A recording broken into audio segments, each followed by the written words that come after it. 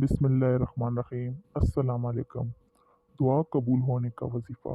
हज़रत इबादा बिन सामित रज़ी अल्लाह ताला अन्हो नबी अकरम सल्लल्लाहु अलैहि वसल्लम से रिवायत करते हैं।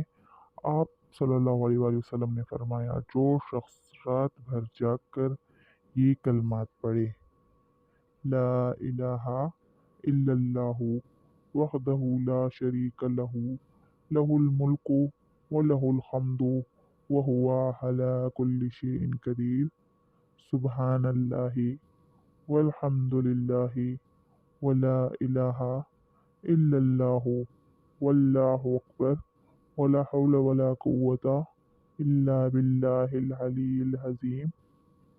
फिर अल्लाहुम्मा ग़फ़िरली, या अल्लाह मुझे बख्श दे कहे तो इसे बख्श दिया जाता है। ये दुआ मांगे तो दुआ कबूल हो जाती है। फिर अगर वज़ू करके नमाज़ पढ़े तो इसकी नमाज़ कबूल हो जाती है।